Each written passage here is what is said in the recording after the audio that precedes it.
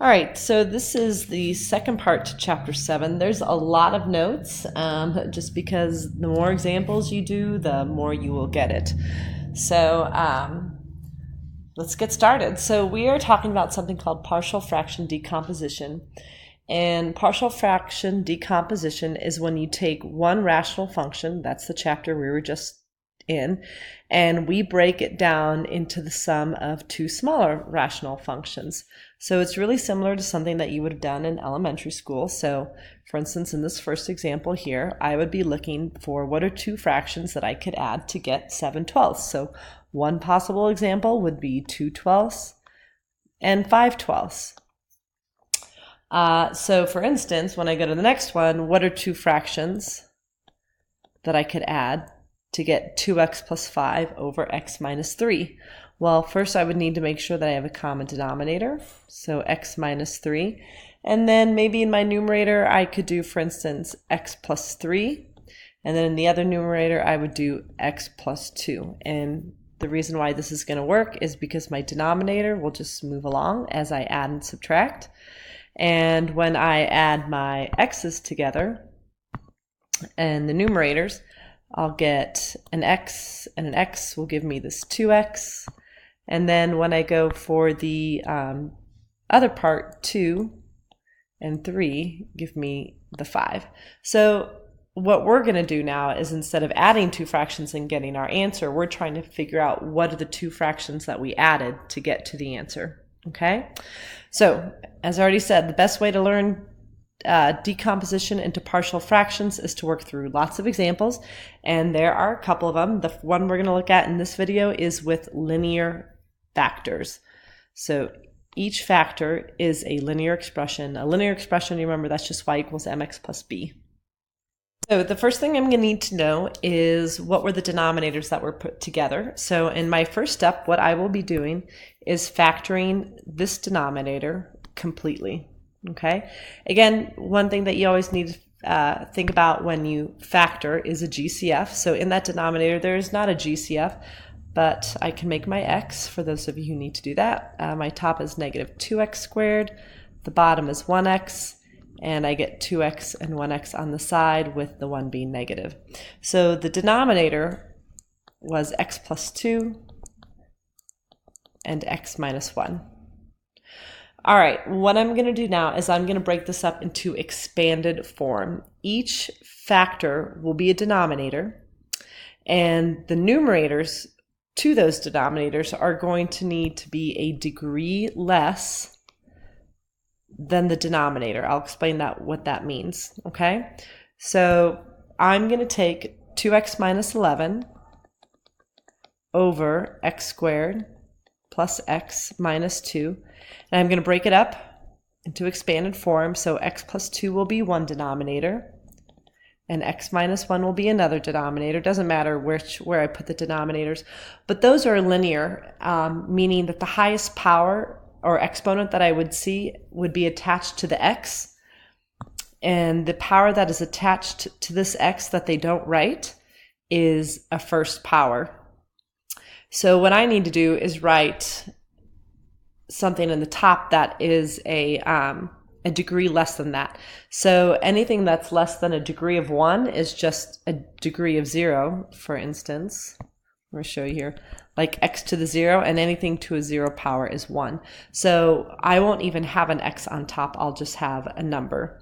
So I'm going to represent, I'll put a for one number on the top and b for the other, okay? And this will make a little bit more sense as we go through and we do one that has quadratics in the bottom. Anyway, what I'm going to do is multiply both sides, so each term of the equation, by the least common denominator, because I'm going to get rid of the least common denominator. Or actually, you know what, I'll do it differently. What I'm going to do is multiply each fraction by what it needs so that it has the least common denominator. So my first fraction will need an x minus 1, and we'll need it on the bottom and on the top. And the second fraction will need the x plus 2, so whatever I do to the bottom, I do to the top. So I'm changing the directions a little bit on 3 because I made these notes before we talked about adding, subtracting fractions. Anyway, now that the denominators are technically all the same, so what I'm pointing out here is that, these are all the same. I'm just going to ignore them and focus on the numerators. So what I'm focusing on right now is that I have 2x minus 11 equals a with x minus 1 plus b with x plus 2. So what I'm going to do is, I'm on step 4 right now, is I'm going to simplify both sides of the equation so that there aren't any more parentheses. So FOIL, distribute, whatever you need to. And then I'm going to be writing it in standard form. So the highest power goes first, then the next, until I get to the constant. So 2x minus 11 is just going to be left alone. I'm going to distribute the a, distribute the b, and now I'm going to write it in standard form. So the left side was already in standard form. On the right side, I'll put ax, then bx, and then I'll put minus a, and then plus 2b. So standard form, again, just means that, I got the x's first right here. And, I guess I go in order of the alphabet, A, then B, and then I get the non-x terms. And again, I just went in order of the alphabet, A, and then B. So I'm going to try to erase those. Okay. All right. So now what we're going to do is step 5. This is called equating the coefficients.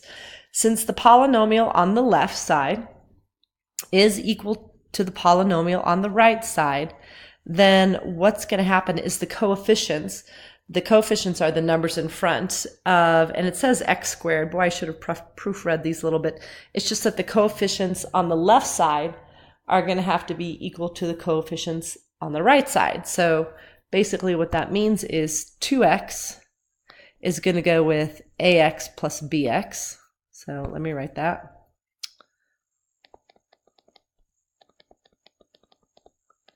And then the other coefficient that I'm talking about is, for instance, this negative 11 will match up with these, okay? So hold on, switching colors.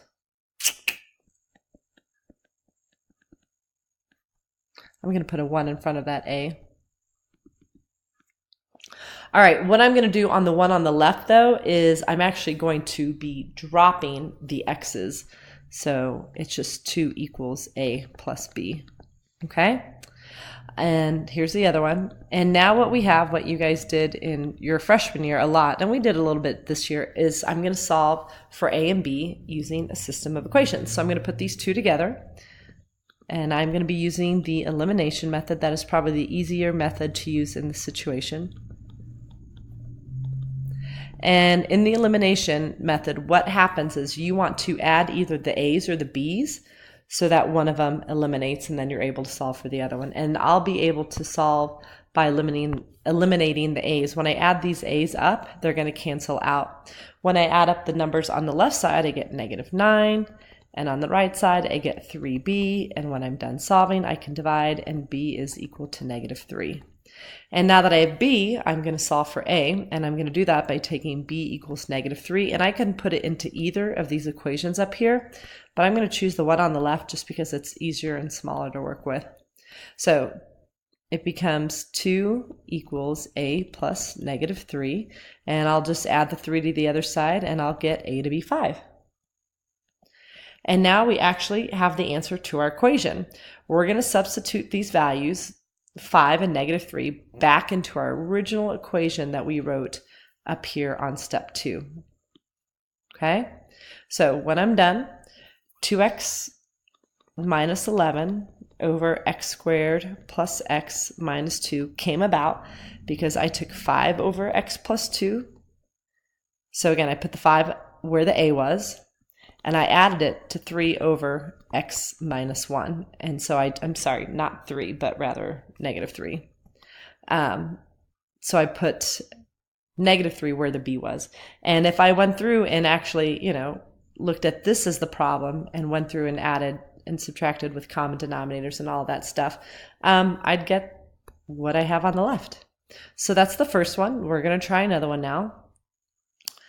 All right, so again, the first thing I'm going to do is I'm going to factor the denominator. And this denominator, it's actually very similar to the denominator before. What I do want to do is always look for a GCF. There is not one. But when I make my x, I need factors of -2 that get me to -1, and this time the 2 is negative. And so this becomes x minus 2 and x plus 1. And so again, what we're going to do is break this up into expanded form.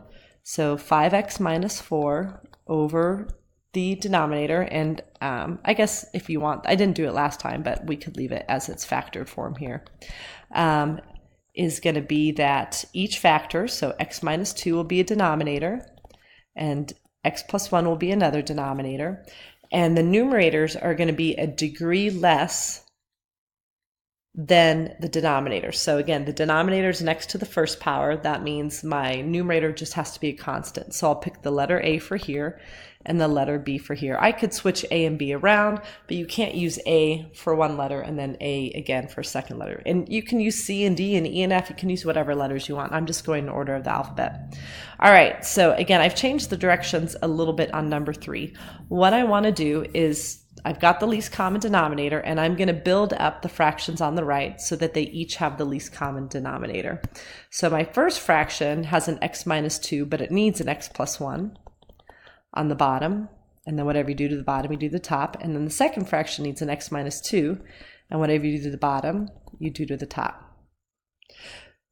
So step 4 is now I'm just going to simplify both sides of the equation, and I am going to ignore the denominator because once the denominator is all the same, I can just ignore that. Okay? So the left side is 5x minus 4. The right side is A with x plus 1. The right side is B with x minus 2. And now I'm just going to clean this up, distribute, and get everything in standard form. So the left side will stay 5x minus 4. The right side becomes ax plus a. The right one becomes bx minus 2b. Putting it in standard form means I'm going to put the x terms first, and then the non-x terms next. All right, now I'm going to go into step 5, which is equating the coefficients. So basically anything that's an x is grouped together. So the 5x goes with the ax plus b, and just like before, I'm going to drop the x's on it. The x's just help me see that they're all paired up together. And then I'm going to group all the non-x terms, so this. And I don't have any x's to drop here. And again, what I'm going to want to do is use a system of equations to put the two together. So doing that here. This time when I put them together, nothing's quite ready to eliminate. The a's are pretty close, but right now if I add them up, they're going to add up to 2a and they're not going to cancel out. So what I'm going to do right now is just take the bottom one. I could also do this to the top one and multiply every term by -1.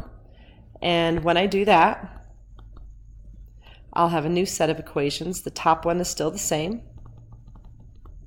but the bottom one is now a positive 4 with a -a plus 2b. So now when I add them up, I'll get 9. My a's will cancel out. I'll get 3b, and then b is worth 3. And now that I know b, I can substitute it back in. I can substitute it into this one or this one, but I'm going to choose this one because it's a little bit easier to do. So if I take 5 and that equals a plus 3, then a will have to be 2. And now I know what the numerators were that were for the two fractions to add them up. So looking back at the top, I got 5x minus 4 over, and again, this time I'll have it in its factored form, denominator. Came from the fact that I had a, which is 2 over x minus 2, plus b, which is 3 over x plus 1. So if I take the time to actually add and subtract these, I will get this as my answer. So hopefully you're starting to see the pattern. We'll try another one.